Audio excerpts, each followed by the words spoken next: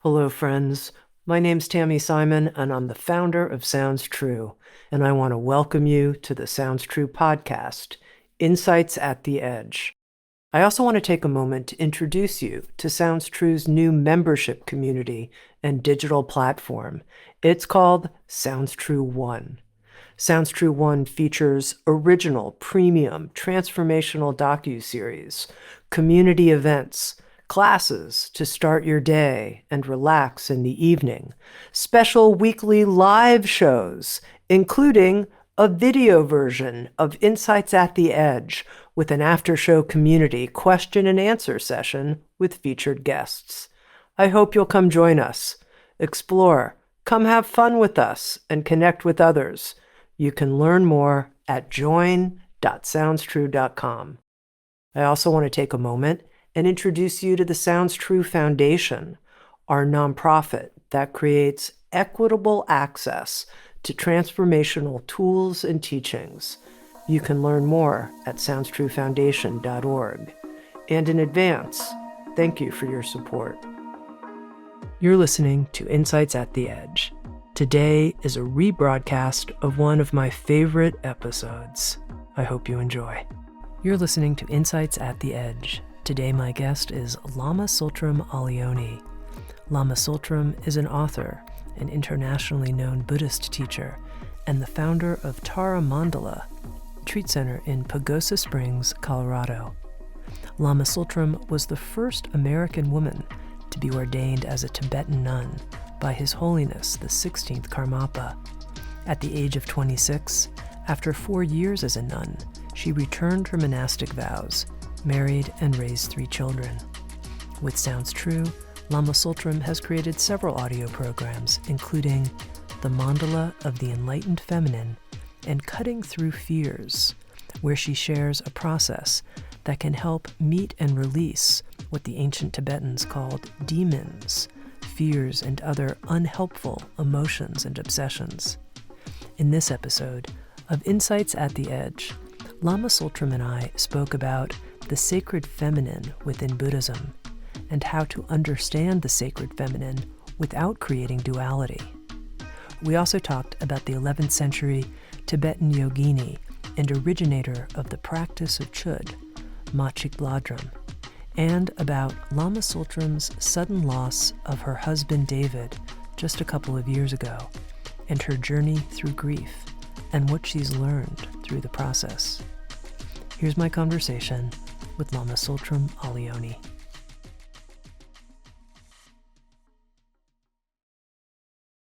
Lama Tsultrim, to begin with, I want to help orient our listeners a bit to who you are as a Lama and the strand of teaching that you're bringing into the world. And I know from your history that early in your life, in your 20s, you had a passionate interest in discovering the women teachers within Tibetan Buddhism. And I wonder if you can talk a little bit about that time in your life and this interest and real devotion, actually, in your life to find who are the women and how can I study from them? Mm-hmm. Yeah, that search really came out of the death of my daughter. I had a daughter who was a twin who died of sudden infant death. And I had been a Buddhist nun. I was ordained in 1970 by the 16th Karmapa, and then been a nun for about 4 years, and then disrobed and had 4 children, the first 2, and then these twins. And so the girl of the boy-girl twin dyad, Kiara, died of sudden infant death in 1980. And I had been obviously a serious practitioner because I was a nun, and then had transitioned into being a mother. And really, I couldn't find any stories about women who were mothers who were serious Buddhists. it was either nuns or it was the Milarepa songs about how unfortunate it was to have a female body and how bad women were and how they were always gossiping and lazy and so on. And so when Chiara died, I really felt I had to find some stories that could help me transition through that situation. And so that set me off on the search that became my first book, Women of Wisdom. And in the process of finding the stories and then doing the research for the introduction, I became aware that this need for women's stories and for the sacred feminine was not unique to Buddhism, but was really a worldwide need and a worldwide search, that there were many other women doing this at that time and finding things, and also looking historically at earlier periods like the Neolithic time when there was a goddess culture and so on. And so writing the introduction for Women of Wisdom, I met some of those women, and then I became aware of their research. And so what grew out of that for me was not only finding the stories that I needed, and of course the research itself was healing for me, but also recognizing the lack of the feminine in the world and the sacred feminine. And of course the feminist movement was already happening and very important. And there was this spiritual piece of that was happening as well. And so I'm still passionately involved with that, and it has not been easy within the Buddhist patriarchy, if you will, and of course it is one, to do this, and at the same time maintain my relationships within the Tibetan Buddhist world, because I've never wanted to leave it. I love it, and I'm dedicated, and I'm actually quite a traditional teacher. So I've had to blend this interest and passion and belief in the absolute necessity for the world right now that we get the feminine wisdom back with my traditional practices and so on. And yeah, it's kind of an interesting story, what I've been through in that world and in that process, and sort of what has been happening lately to do with that. Yeah, tell me. I'd be curious, yeah. Well, so this began, I wrote that book in the early 80s. It came out in 1984, Women of Wisdom. And then I started teaching. And then in the late 90s, I had already been teaching for quite a while and often taught about the sacred feminine and about the dakini principle in Buddhism and so on. And as I said, was aware of this larger scope of that work that was beyond Buddhism and was really a worldwide movement. And so in the late 90s,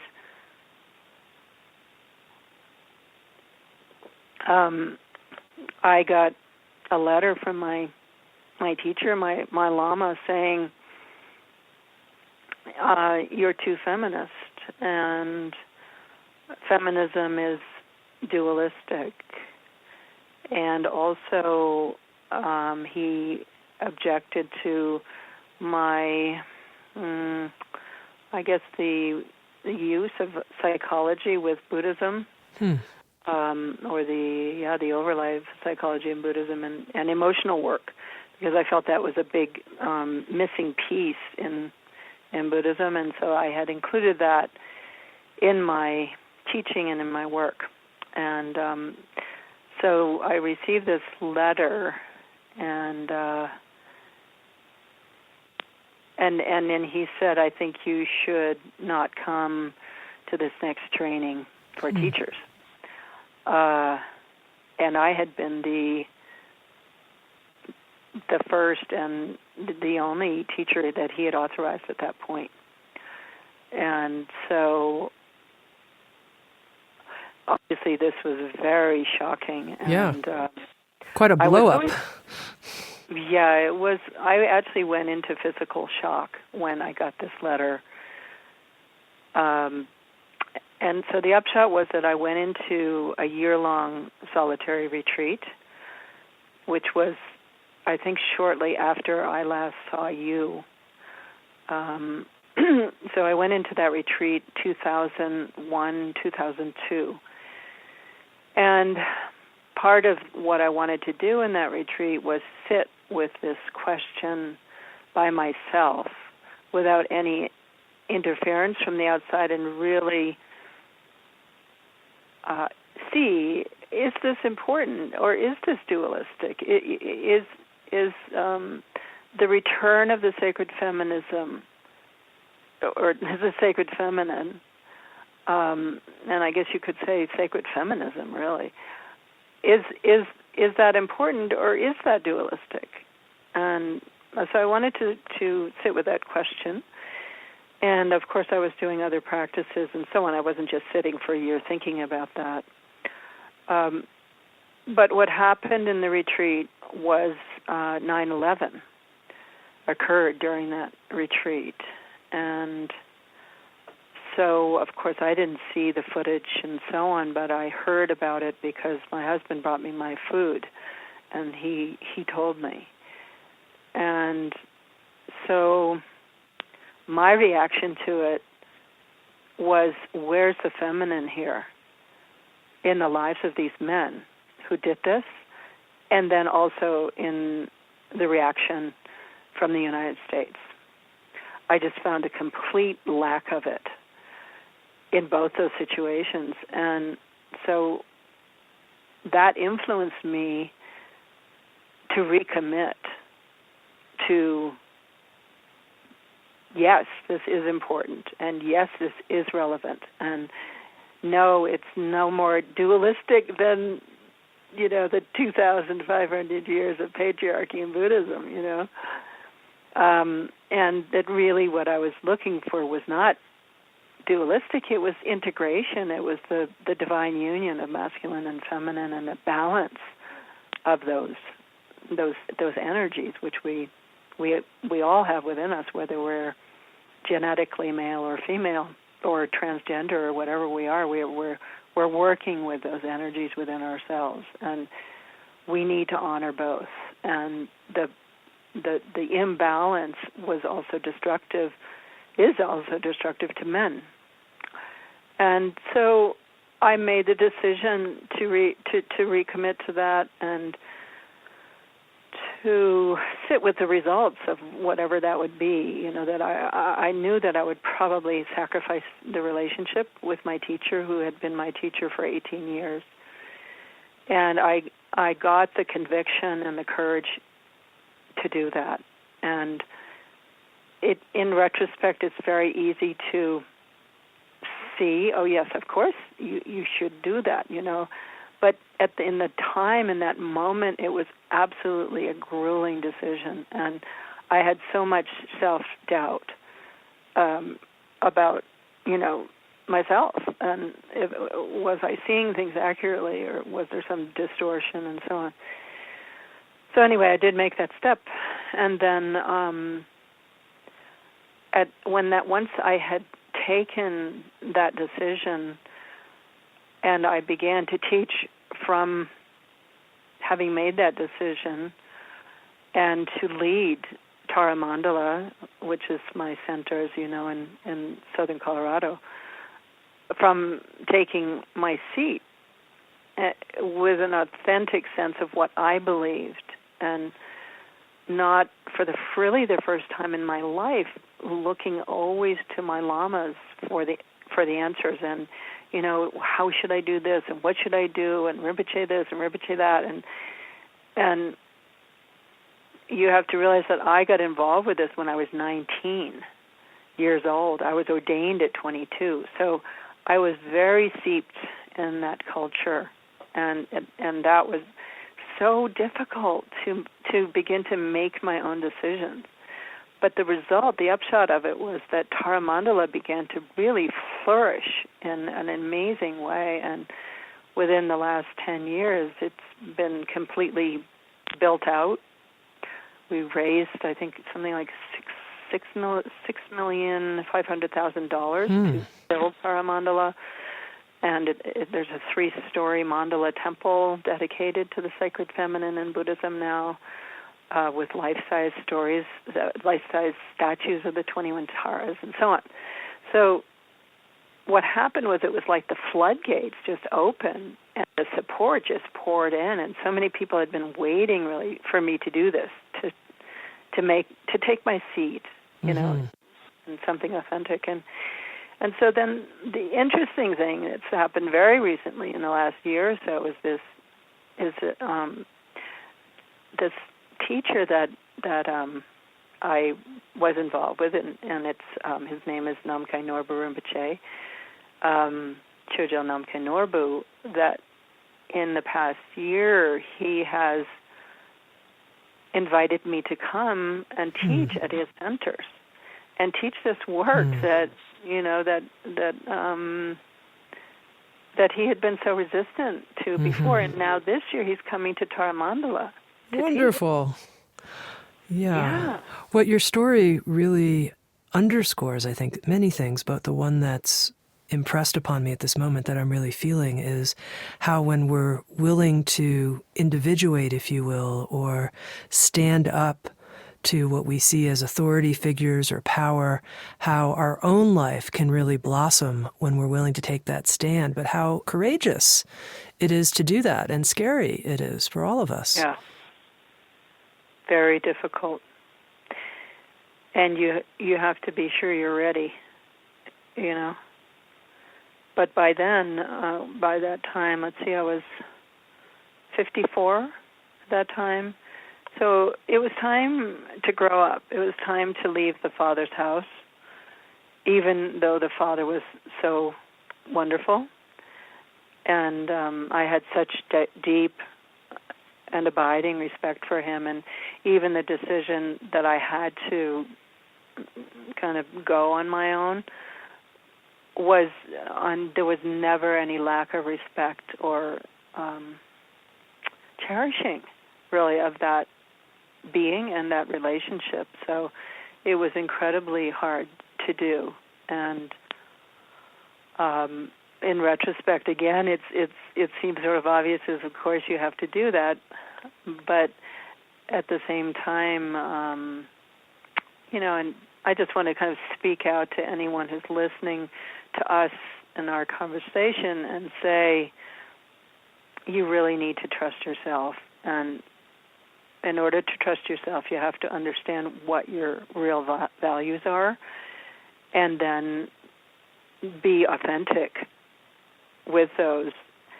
And it's not necessarily going to be easy, and you're not necessarily going to get applause, and you may get a lot of criticism. But if you don't do that, you won't be living authentically. Now, I'm curious, Lama Tsultrim, you talked about the temple devoted to the sacred feminine at Tara Mandala. How is it that you understand the sacred feminine in a way that doesn't create a sense of polarization or duality? Mm-hmm. Well, I think I think of divine union like the Yabyum model that is really sort of the classic image of Tantra, the union of masculine and feminine. And so that is actually the primary metaphor of Tantra, is that union, and that it became sort of commercialized as like, oh, this is sort of sacred sex, and this is how we can have sex and have it, you know, somehow be spiritual. But really that symbolism it is that, and Tantra does involve physicality and sacred sexuality, but in that dyad, the feminine is the primordial matrix of awakened space. So she is pure potential, and yet no thing in herself. So one of the ways that she's described is the pregnant zero. And so this is Samantabhadri or Prajnaparamita. That's the Dharmakaya level of the sacred feminine. And so what I mean by Dharmakaya is the level beyond or preceding form. So if this is also called the Great Mother. And so this space, this sort of pregnant potential, then is recognized by the consciousness. And that turning of consciousness to recognize its true condition, which is the ground of being, the Great Mother, pure potential, emptiness, that is the masculine, Samantabhadra. So Samantabhadra is within each of us the awareness that turns to look at itself. And the itself that it looks at is the feminine. So when that consciousness turns back and reunifies with its true condition, that is the moment of Yabyum. That's the union of masculine and feminine. At that level, at Dharmakaya. At the level of Sambhogakaya, which is the luminous expression of that pure potential into light, into radiance, and it's manifest in the forms of the mandalas and also deities within the Tibetan Buddhist pantheon. All those deities are Sambhogakaya. So the feminine at that level is, for example, green Tara or white Tara or the dakinis, the 5 dakinis. That's all Sambhogakaya. And in Sambhogakaya, there's masculine and feminine deities. And so what the feminine is there represents prajna, or sherab in Tibetan, wisdom, and the masculine is skillful means, or skillful means and compassion. And so once again, you have this dyad of energy, which is the union of skillful means and wisdom. And so when I see, for example, in a very practical sense, for example, at Tara Mandala, we have men and women. And women have certain capacities and certain tendencies and certain energies, and men have certain capacities and tendencies and energies. And women also within themselves have masculine aspects and feminine aspects, and the same for the men. And what we have at the level of Sambhogakaya is this union of wisdom and skillful means. And so when you work with a deity as a tantric practitioner, you might be a male who's given the yidam of Tara. And so this, then you develop, as a man, you develop those qualities of Tara, of compassion and active compassion and so on. And as a woman, you might get a male deity like, say, Vajrapani or Avalokiteshvara. and then you would develop those qualities within yourself through the practice, through identification, which is the main way that the deities are used, is you identify with these luminous beings, and then your being gradually begins to become luminous, almost in a literal sense that your cells become light through really deep practice with Sambhogakaya energies. And so when we have something like the temple at Taramanda, we have the 21 Taras in the temple, life-size statues. And then we have on the shrine the Great Mother, Prajnaparamita. And then we have Machig Labdrön as the main statue, and she's Nirmanakaya. So Nirmanakaya is this dimension that you and I are in. We have bodies, and we're ordinary beings, and we have limits in what we can perceive, and maybe we can visualize Sambhogakaya, but we can't actually see it. And maybe we can touch on Dharmakaya and learn to rest in it, but it's not our normal condition. And so, for example, Machig Labdrön as a woman, and she was an 11th century yogini. She's another aspect of the feminine. So in a way, it's almost like, if we're talking about these three levels of feminine, it's almost like water, where you have the liquid water, you have steam, and then you have ice. And it's all water, it's all H2O, but it's in different levels of density. And so all of those are working within the feminine.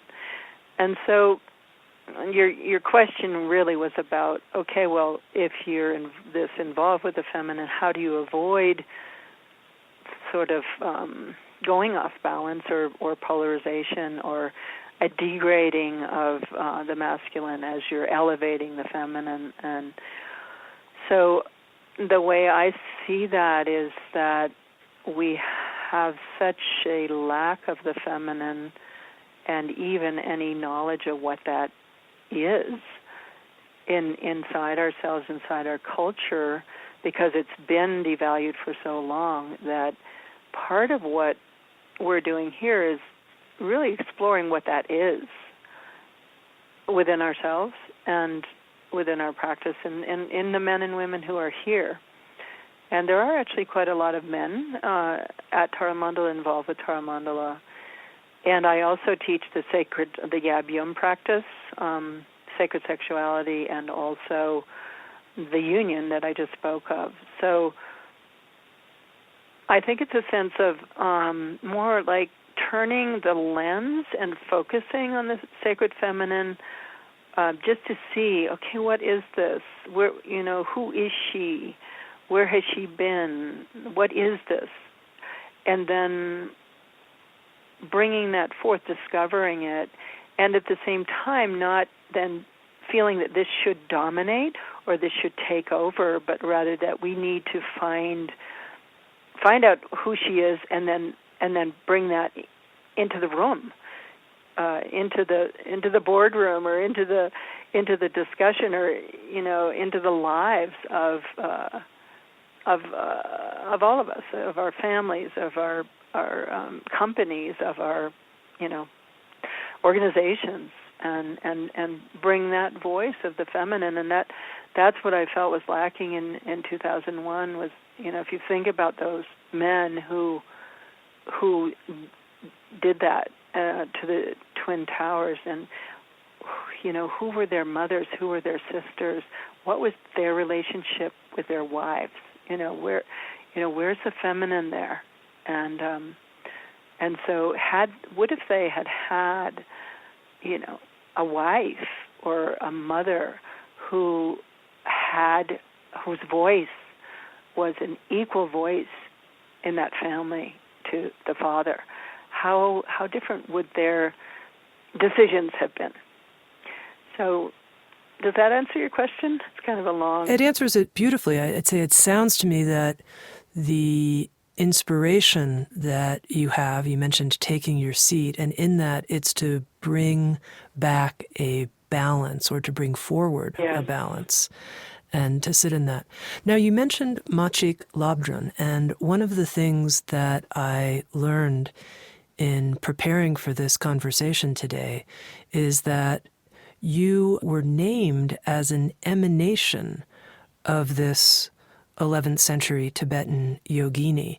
And I'd love to know more what that means to be an emanation of a person who lived and taught historically in a different century. What does that mean to be an emanation?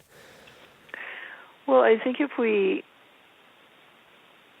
take out sort of the limitations that we normally think about of what a person is, for example, you're Tami Simon, and so you have a mind stream which has been evolving over countless lifetimes, and that mind stream now is in your body, and you identify your body, and you have that name, and so on. But that mind stream is going to go on when your current body is no longer functioning. And so what is that mind stream? And how is that purified, and how does that become beneficial and unencumbered and so on? And that's really what your path is a way, it's a process of unencumbering your innate awake condition. And so this is what Machig Labdrön was. She unencumbered her mind stream through her practice, and also she was considered to be an emanation of Yeshe Tsogyal. So it wasn't like she started from nowhere when she started. She was already Yeshe Tsogyal. So in terms of what this means for me here now in the 21st century, what does that mean really? When it happened, I really was, what does that mean? And what I realized was, to me, the way I see it is that if I look back over the arc of my life, I had been dedicated to the teachings of Machig Labdrön pretty much all of my adult life, and taught the Chöd practice, as and I did that recording for Sounds True about that and so on. And that was a long time before I was recognized, And so, but what does that mean? To me, I think of it as I'm working for her.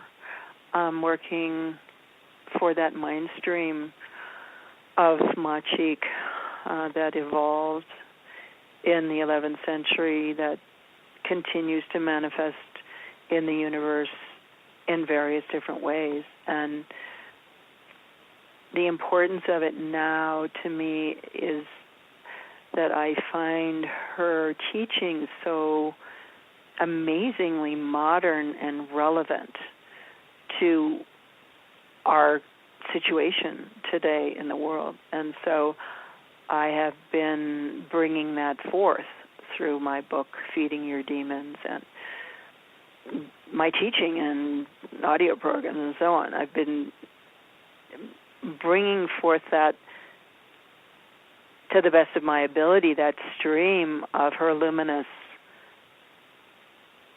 truth, her luminous vision, and her wisdom. And so to be an emanation, I don't feel like I am Machig Labdrön. I couldn't possibly think that about myself. I really see myself as I'm working for her. It's like that's my job in this life.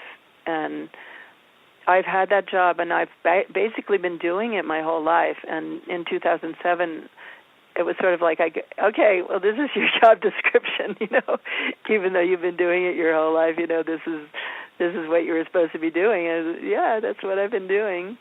So, when it happened in Tibet, and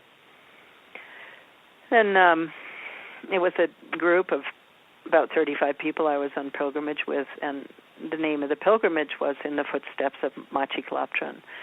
And I had been guided to to do this in a vision that I'd had in retreat the year before, that October of 2006.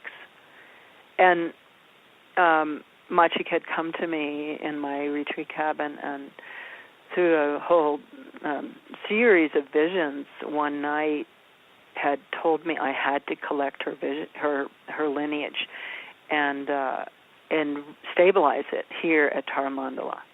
And it was urgent. And she was so insistent on the urgency that I almost left retreat. And then I realized, no, once you set your retreat boundaries, you never leave. So I didn't leave then, but then that next year we went to Tibet. And then one of the places we went was to her seat, and that's where this happened. And so afterwards somebody said, what does that mean to you, just like what you just asked me? And of course I was still sort of in shock from this whole thing happening. And then what I said, and I think this is true, was it allows me to know what I know. So I had always known a lot of things, but I wouldn't really trust myself completely. And so when I say it allows me to know what I know, I think there's a lot of us that know things, but we don't allow ourselves to know them. And so that was the effect for me of the recognition. And now when you say that you're working for Machig Labdrön, I'd be curious to know, and I think this will also help our listeners become a bit familiar perhaps with who this great yogini was and what the qualities and imperatives of her quote-unquote mind stream are in our world today. What are you working for in working for Machig Labdrön? Well, her primary approach was moving toward what we normally avoid and feeding, not fighting, those elements within ourselves and within our world. And so it's really an amazing paradigm shift to move from the idea that I must protect myself from anything that threatens me, and I must think of any strategies I can to protect myself so I can be safe. That is the main job description for the ego, for the self-clinging ego. So that's what we do. We try to make sure that we're safe. And so what Machig said was, shift that. And instead of trying to protect yourself, offer yourself to that which you perceive as the enemy, and offer yourself as food. So the actual practice that she's famous for is of course the chub practice, in which you physically or you mentally imagine that you physically offer your body.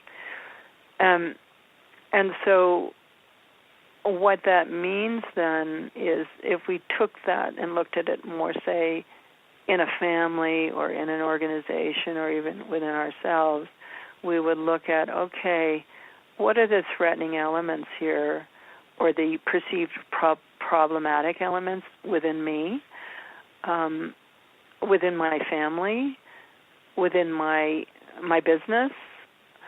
And what if, instead of trying to get rid of those things or starve them or ignore them or attack them, what if I invited them to dinner and I offered to feed them to complete satisfaction with myself, with my own body?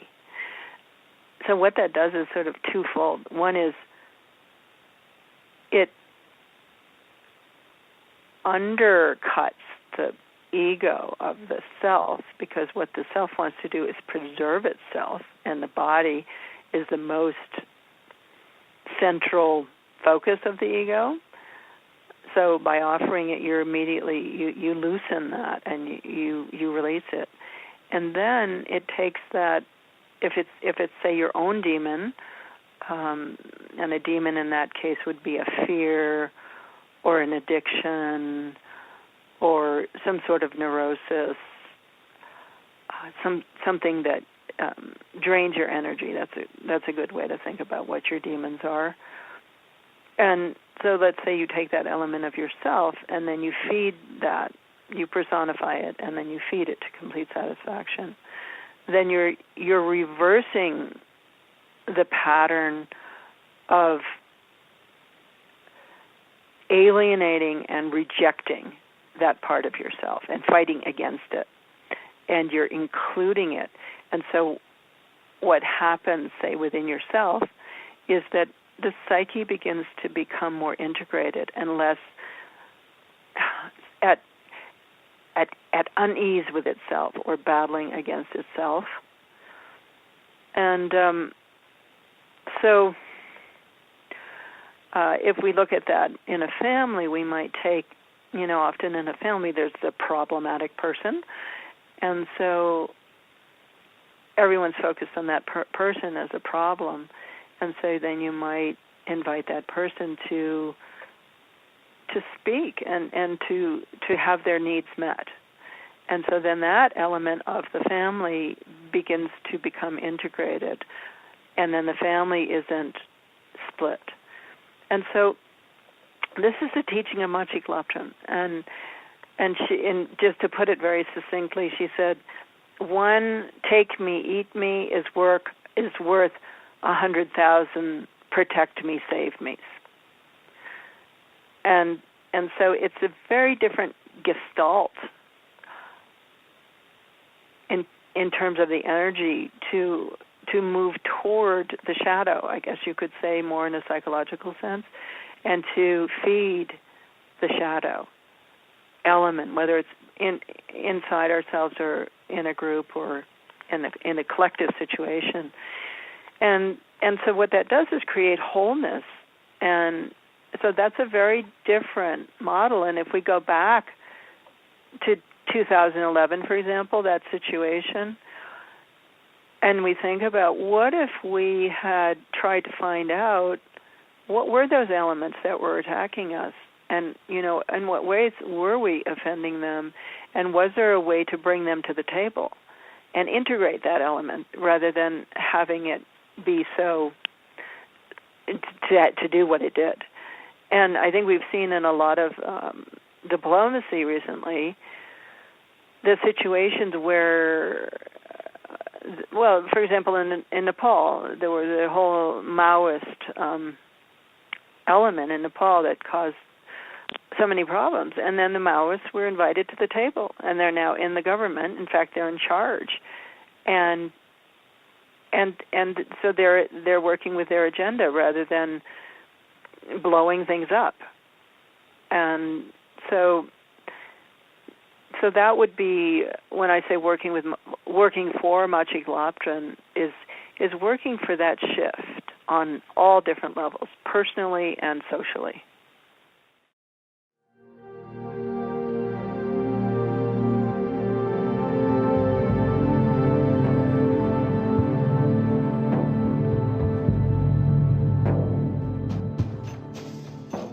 You're listening to Insights at the Edge, produced by Sounds True. We welcome you to learn more about our collection of more than 1,000 learning programs and receive 2 free gifts just for visiting us. Just go to soundstrue.com/free gifts. That's soundstrue.com/free gifts. And now, back to Insights at the Edge.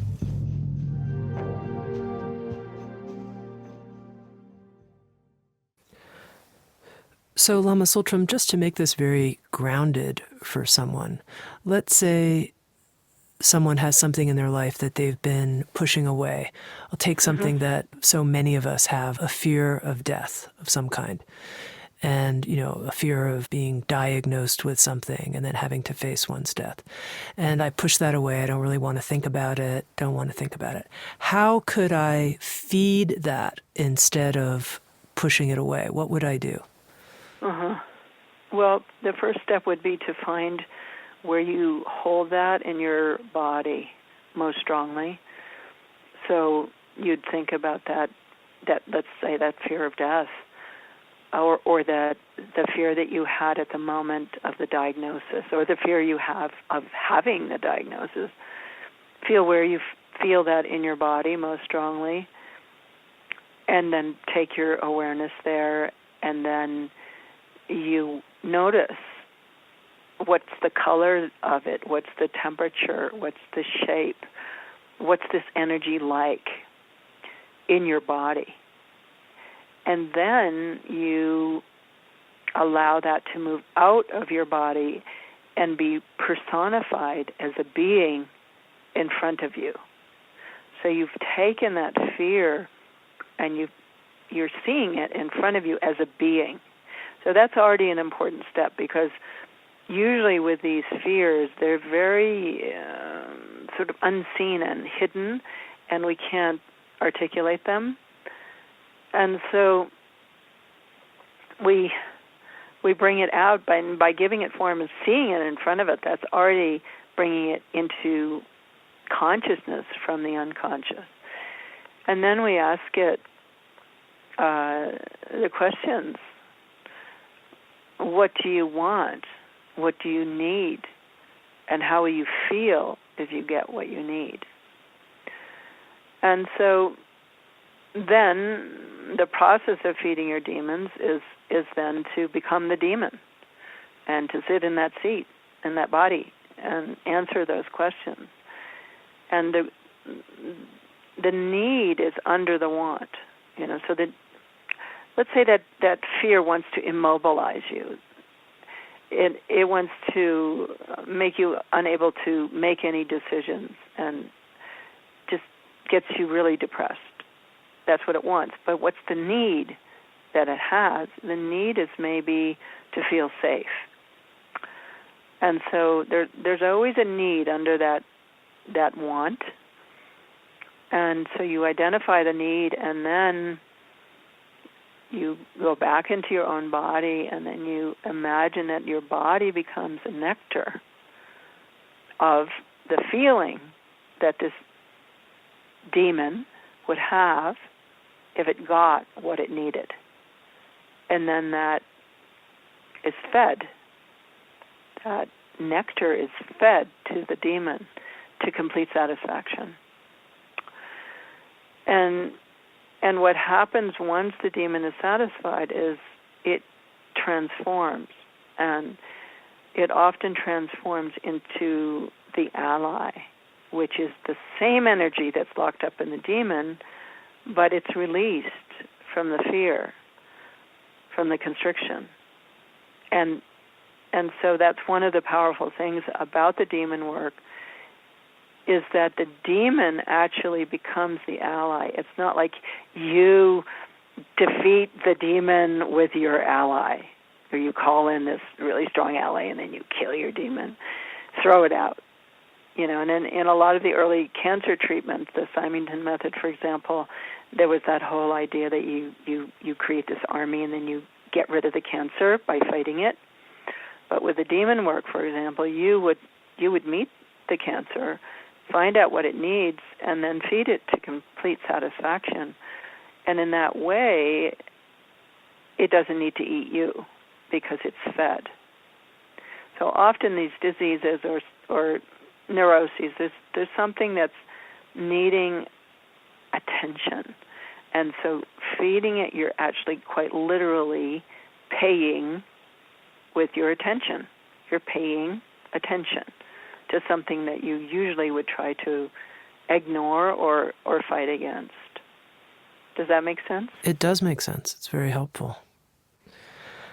We've been talking, Lama Tsultrim, as it turns out, about some different key turning points in your life and events that happened, this crossroads that you met with your teacher, and then also being named as an emanation.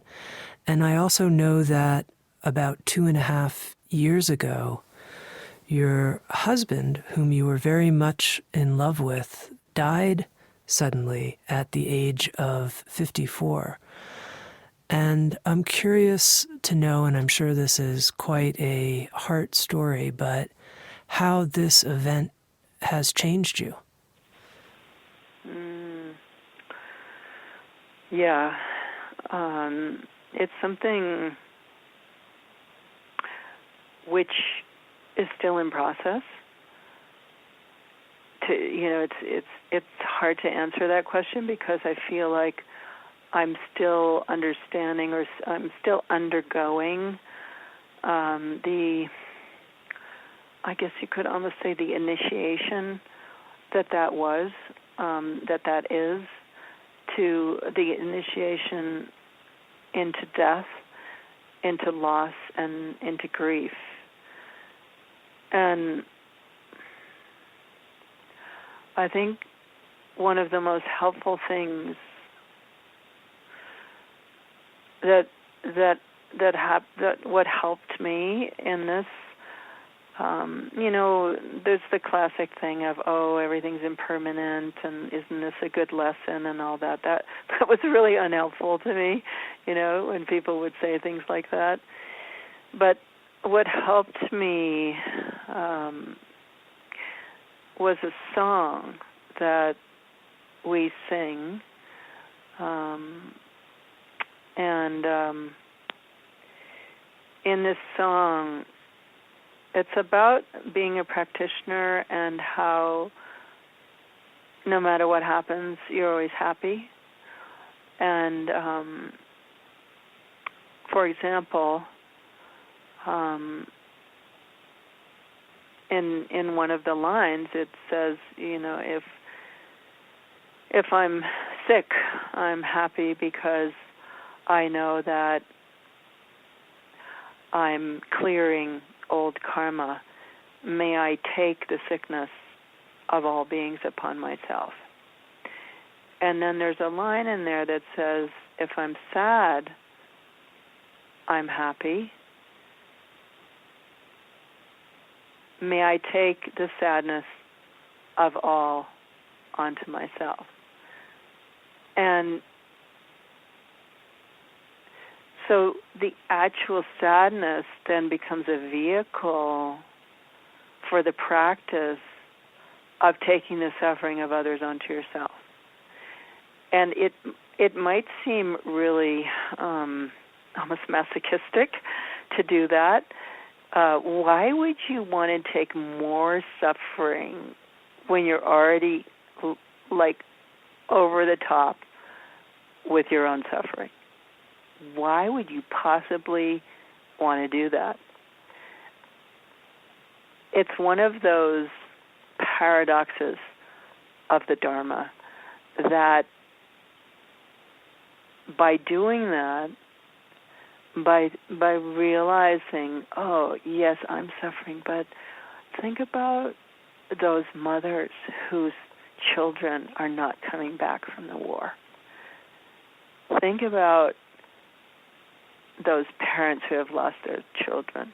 Think about people who didn't have 22 years with their beloved, but were on their way to the wedding, and there was an accident, and they lost that person.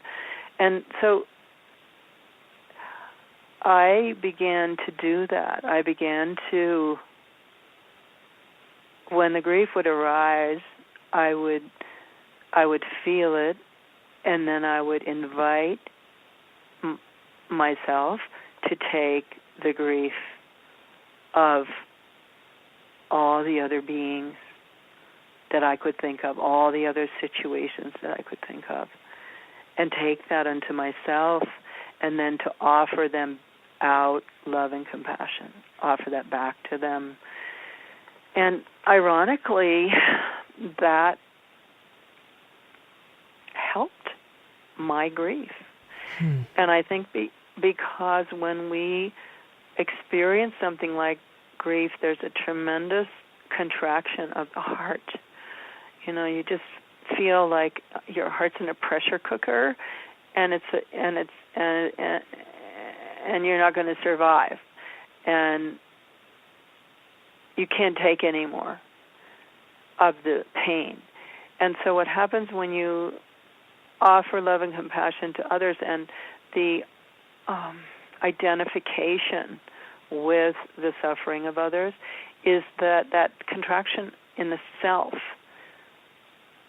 on me, that contraction has to relax to feel the suffering of others. And so that it moves from that self-clinging, grasping, contracted feeling to something vast, open, warm, and loving. And so that was something that helped me and is helping me.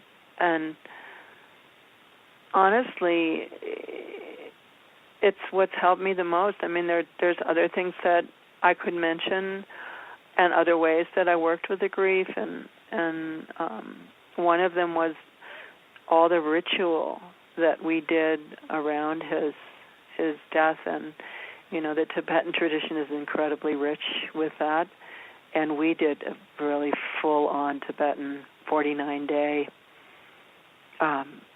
practice, and every week doing feast, and then every day doing practice, and washing his bones, quite literally, with saffron water during those ceremonies. And so the ritual, the level of ritual, and the richness of it also helped me a lot. I was so grateful for the richness of my tradition, and I know many traditions do have richness around death, and I think it's because by going through these rituals, your unconscious begins to process and be able to hold and have a structure for what's happened. So you're held by that structure of the ceremony, and that allows you, your psyche, to go through it. It definitely sounds in keeping with this idea of feeding, not fighting, that in terms of working with your grief, that you really have turned directly to it, even inviting in the grief and pain of other people. That was a big theme, if you will, in how you work with I'd never it. thought of it. I hadn't thought about it that way, but I think that's true. Yeah. Yeah, I kind of felt like I was failing grief 101, like, as a teacher and, Lama and so on, and I really, felt, boy, I'm really not doing very well, I'm really not, I was so devastated, and I felt like, you should be able to handle this better and really be able to apply the teachings in this moment. And I think those moments when you're confronted with something completely unexpected and outside even the realm of, sort of your worst nightmare,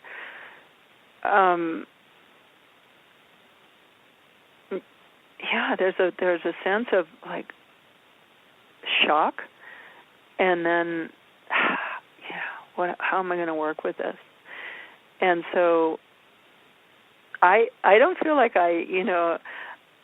like I was great at it, or that I am, like really just sailing through this, and applying the teachings. And I just I have said something that helped me, and I think that I just wanted to be clear that although that has helped me, that it's not like I haven't suffered, and it's not like I feel like I was always able to do that, and never overwhelmed by it or just caught in it. It's not. It hasn't been like that, and maybe there are some people, really great, realized people, who can do that, but I really, honestly, haven't been able to sail through this. It's been difficult, and it's less now. It's less intense, but it hasn't been easy. I appreciate your humility in sharing that part of it. I think that's very helpful to people. It's the truth. Well, I think it's important that,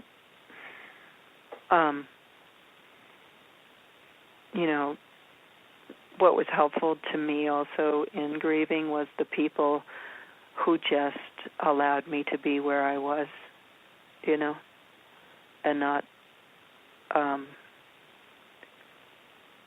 feeling like I had to be in a different state than I was, but more that, that in the myth of Inanna and Ereshkigal, I remember when she's way down, Inanna goes into this descent in the underworld, and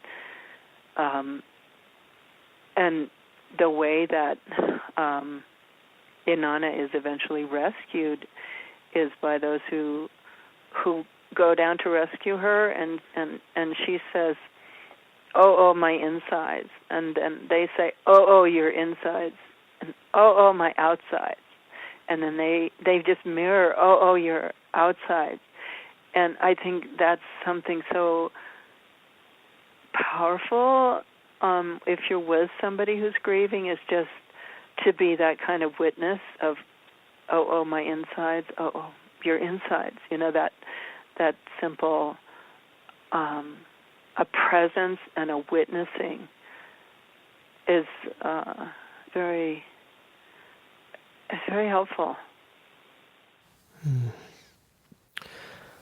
Lama Tsultrim, I want to end by, in a way, making a full circle, which is, even though you haven't stated this explicitly more than once in this conversation, I've heard it a couple times, which is this idea of trusting ourselves, and how you had to do that in taking your seat. And I even hear you doing that in the process of your life of finding your way through the grief journey.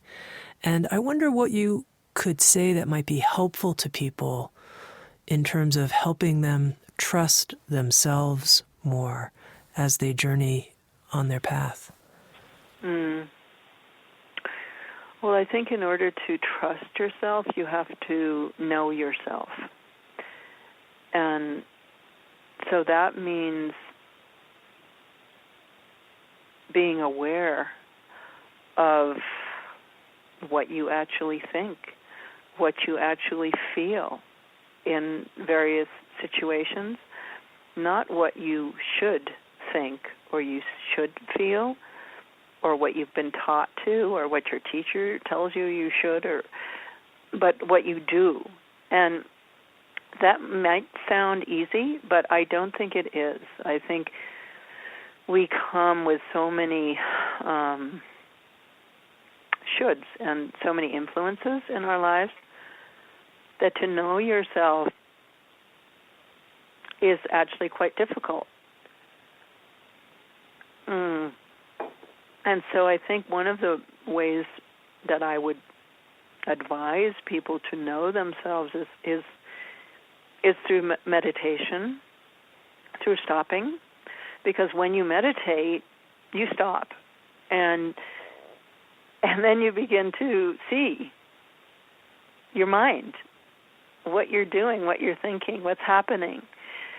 And then also watching others react to you and your reaction to others. Then you begin to see yourself. And it can be very unpleasant. Sometimes, like you might think, oh, know yourself. Oh, I'm just going to discover this amazing being, what I know myself. But that's not it.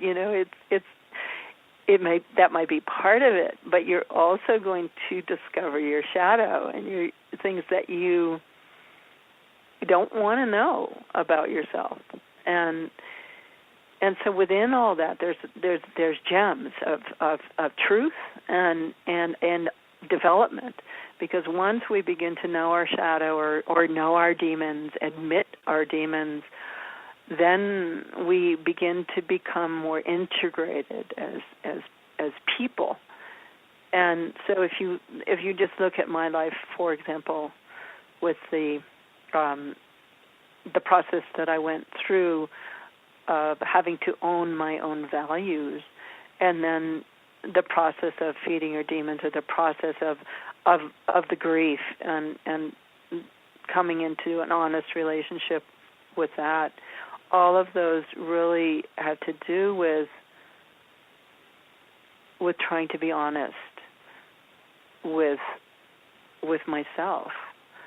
And so there's lots of different methods to do that: meditation, therapy, dream work, the mandala of the 5 dakinis that I teach is very powerful in that. And so, there's many, many methods, but all of them are pointing to honesty and authenticness as human beings, and our foibles, our weakness. It's part of the beauty of us as human beings. And so I would just encourage people to allow yourself to be human, and then